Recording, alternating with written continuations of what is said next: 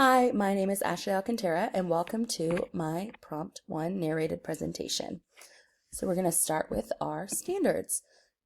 So I chose a couple of 4th grade standards that correlate with what's currently happening in my classroom. So you can see that there's a math standard and a writing standard. So in math, I chose 4NR 2.3, and it is solving relevant problems involving multiplication of a number with up to 4 digits by 1 digit, whole numbers, or involving multiplication of 2-digit by 2-digit numbers using strategies based on place value and the properties of operations. Illustrate and explain the calculation by using different strategies, equations, rectangular arrays, and/or area models. For the writing standard, I chose a narrative writing standard. So it says write narratives to develop real or imagined experience and events using effective techniques, descriptive details, and clear events and sequences. So what does that math standard look like in the classroom? So this is a multiplication standard. So for students, it looks like multiplying up to 4-digit numbers times a 1-digit number or a 2-digit number by a 2-digit number. And we are working exclusively with whole numbers. They will be able to use their background knowledge for place value to solve and represent these different processes using different strategies.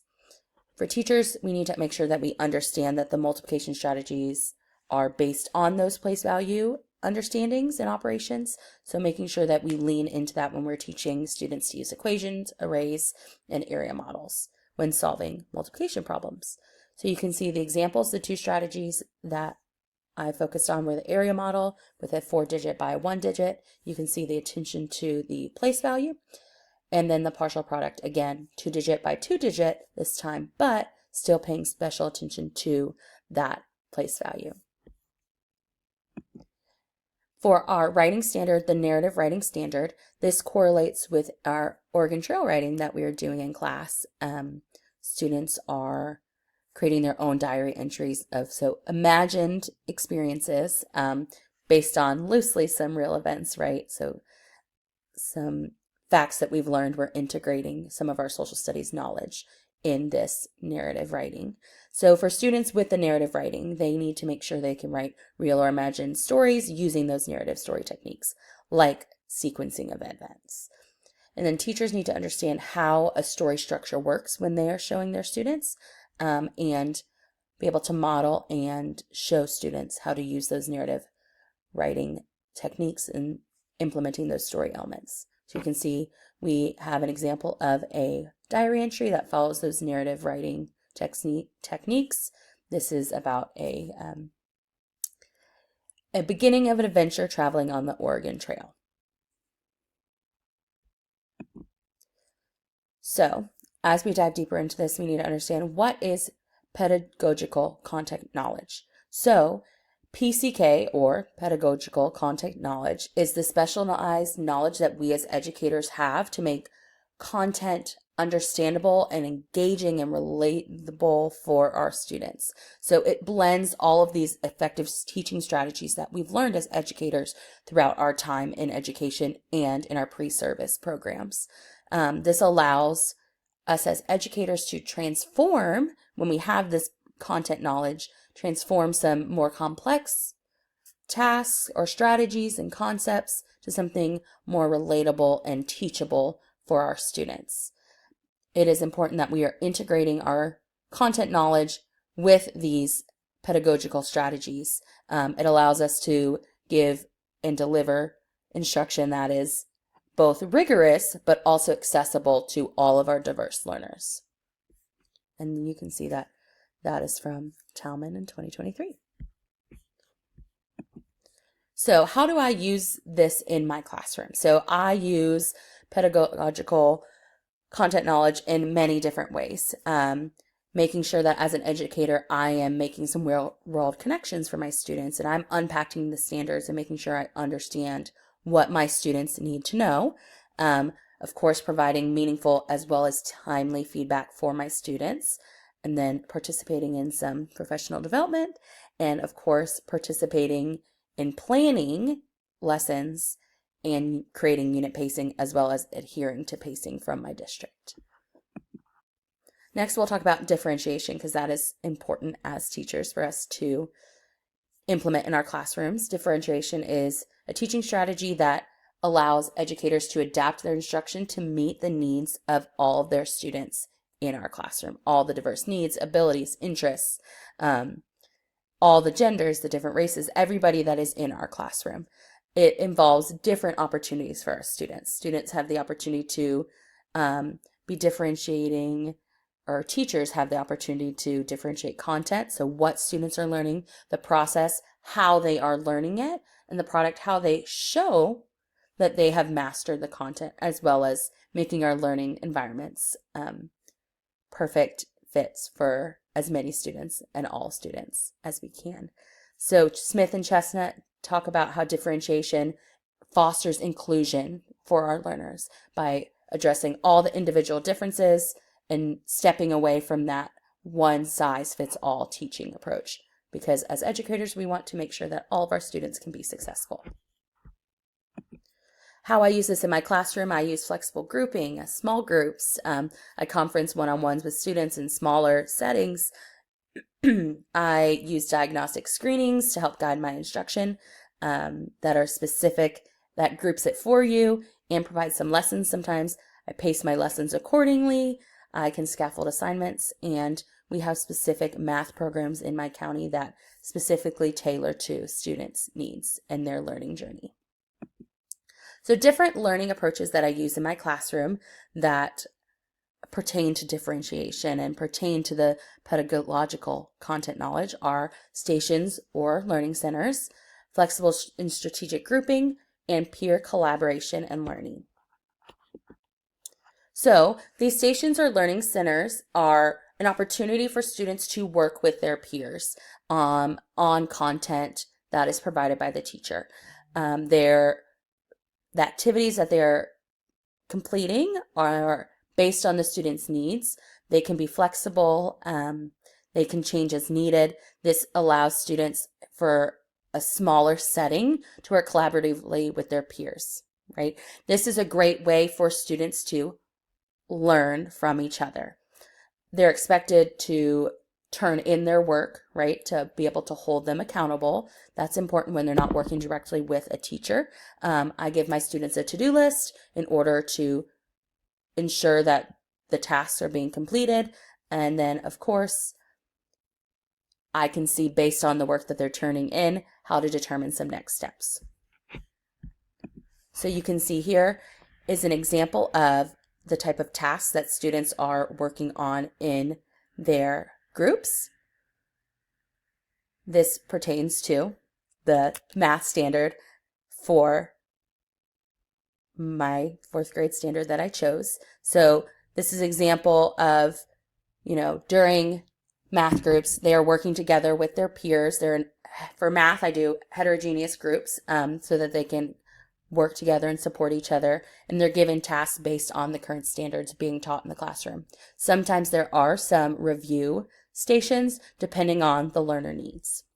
Another example is, you can see here, they're working together collaboratively to complete these relevant tasks. Sometimes they're paper and pencil. You can see here sometimes they're also utilizing the technology in the classroom. Another learning approach I use is the flexible groupings, right? So this allows students to be in a smaller group with a teacher.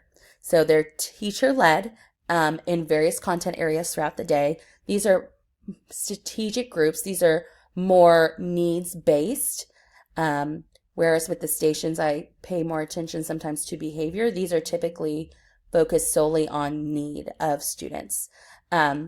This is an opportunity for students to work in a small group setting with the teacher, where in real time we are actively monitoring and learning, and we can provide immediate feedback to our students in this risk-free environment.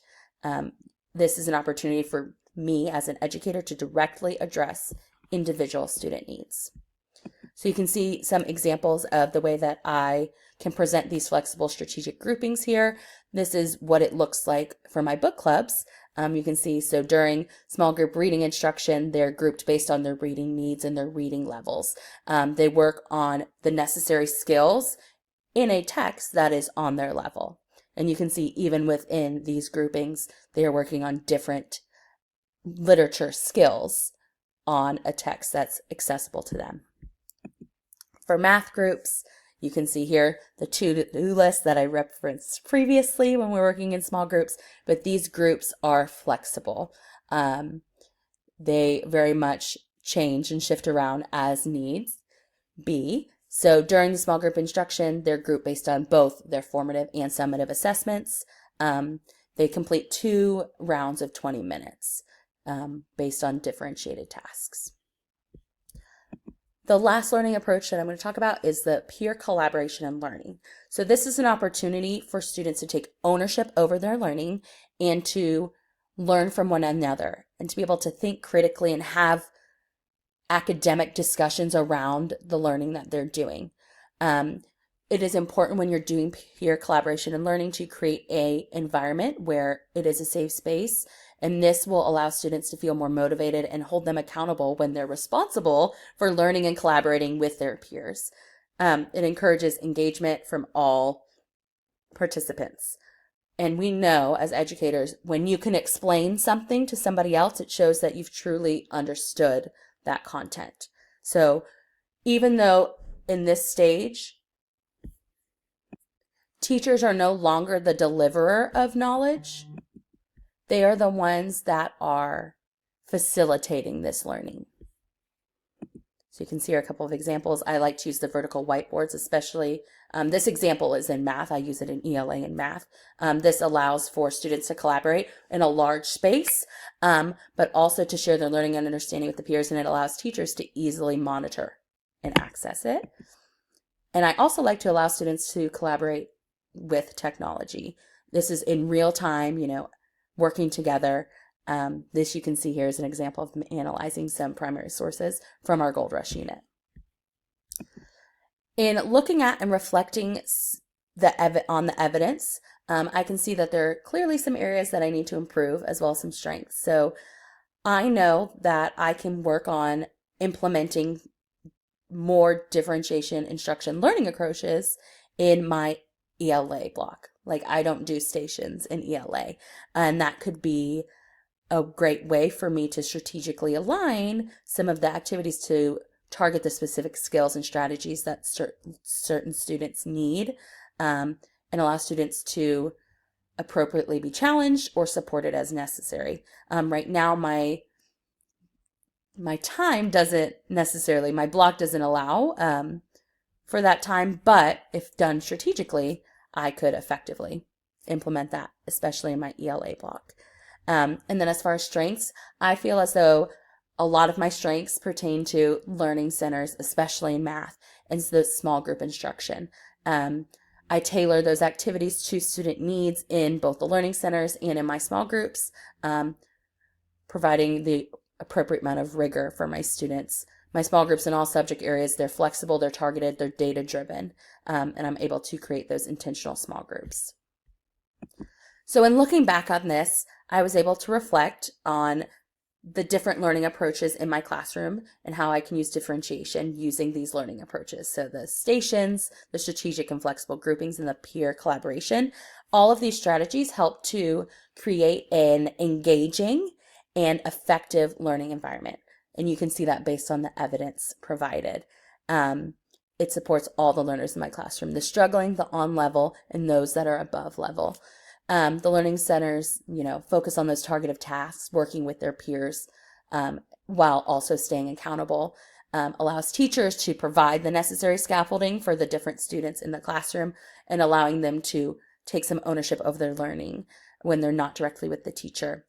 The strategic groupings allows, again, flexibility for me as a teacher to best serve the needs of all my students. You can differentiate within those groupings. It provides a lot of flexibility as educators. And then, of course, the peer collaboration, like working on the vertical whiteboards, helps students to deeper understand their content that they're learning through, discussion and teamwork and those things. It's not only focusing on the appropriate content, but also providing them with ways to collaborate. So overall, I think these learning approaches are meaningful. And you can see here are my references. Thank you so much for listening to my Prompt 1.